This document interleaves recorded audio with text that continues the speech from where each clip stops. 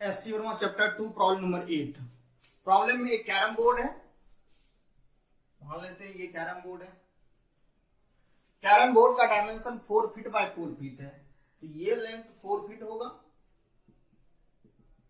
और ये length 4 feet होगा। सेंटर पे क्वीन है, ये हमने सेंटर माना, सेंटर पे ये क्वीन है।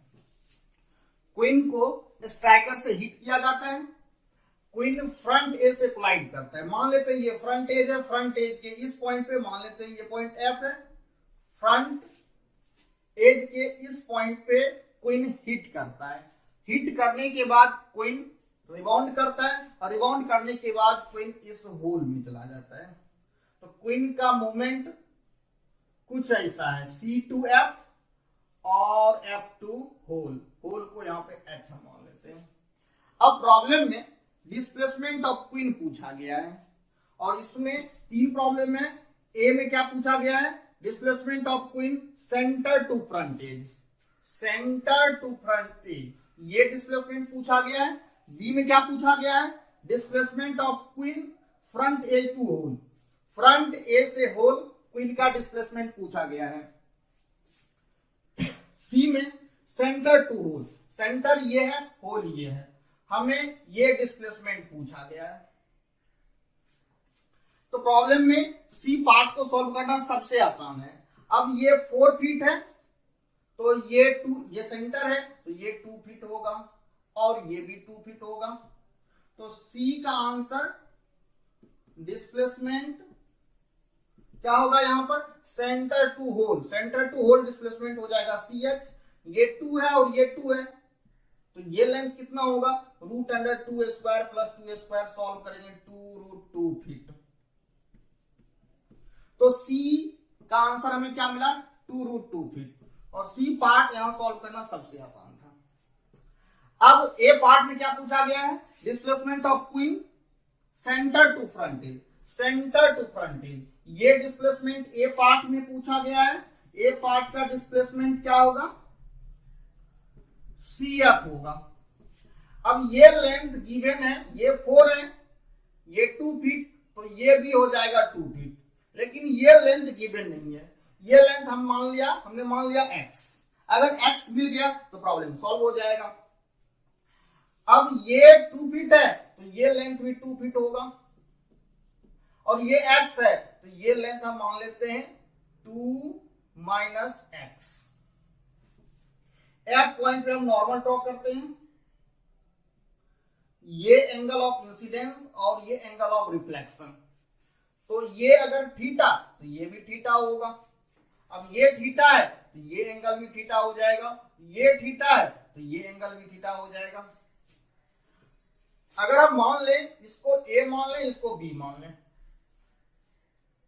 तो FBH triangle FBH, triangle FBH में टेन थीटा क्या लिखेंगे?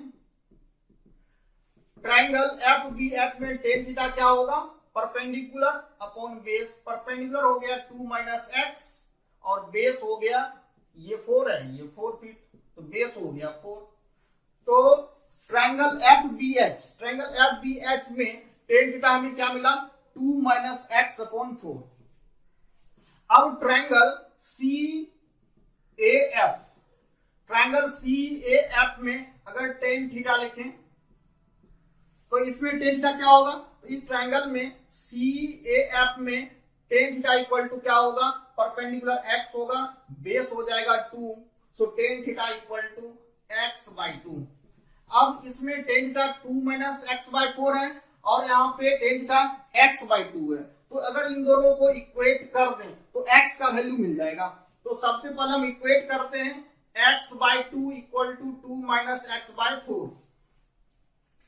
ये हो गया 2 और ये 4, 2 कैंसिल, 2 से मल्टीप्लाई कर दें, 2x इक्वल टू 2 - x, ये इधर आ गया 3x equal to 2, so x equal to 2/3। तो x हमें मिल चुका है, ये कितना मिला हमें? 2/3 फीट। तो ये लेंथ क्या होगा? ये लेंथ हो जाएगा 2 माइनस एक्स, तो 2 माइनस एक्स वैल्यू 2/3 रख दें, तो ये हो गया 2 माइनस 2/3, तो ये हो जाएगा 4/3 फीट। तो हमें x मिल चुका है, 2 माइनस एक्स मिल चुका है। अब हमें फाइंड करना है डिस्प्लेसमेंट। ए में क्या है क्वेश्चन, ए में पूछा गया है displacement of queen centre to front edge, centre to front edge, ये डिस्प्लेसमेंट पूछा गया है। ये displacement C F equal to क्या होगा, यहां से होगा ये 2 स्क्वायर और ये हो जाएगा एक्स स्क्वायर, और यहाँ पे ये हो गया 2 स्क्वायर और एक्स वैल्यू कितना है 2/3 का स्क्वायर।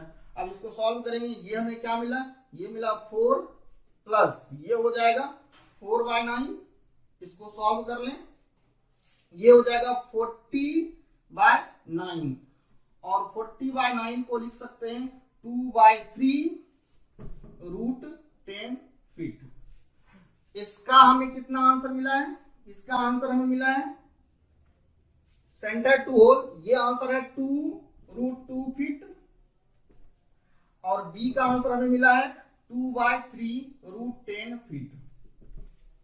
अब पार्ट बी सॉल्व करेंगे। बी में क्या पूछा गया है, displacement of queen from front edge to hole, front edge to hole. इसको मिटा देते हैं। तो बी पार्ट में डिस्प्लेसमेंट क्या होगा,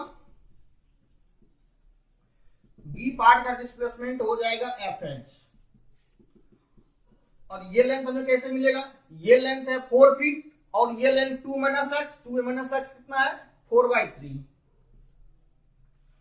तो एफ एच इक्वल टू क्या लिखें 4 स्क्वायर प्लस 4/3 का स्क्वायर। अब इसको सॉल्व करते हैं, ये हो गया 4 स्क्वायर प्लस 4 स्क्वायर बाय 9, अगर 4 स्क्वायर कॉमन ले लें तो ये हो जाएगा 1 प्लस 1/9, इसको लिख सकते हैं 4 स्क्वायर इंटू 10/9। अब ये हो गया 4/3 रूट 10 फीट। तो इसका हमें आंसर क्या मिला, इसका आंसर हमें मिला 4/3 रूट 10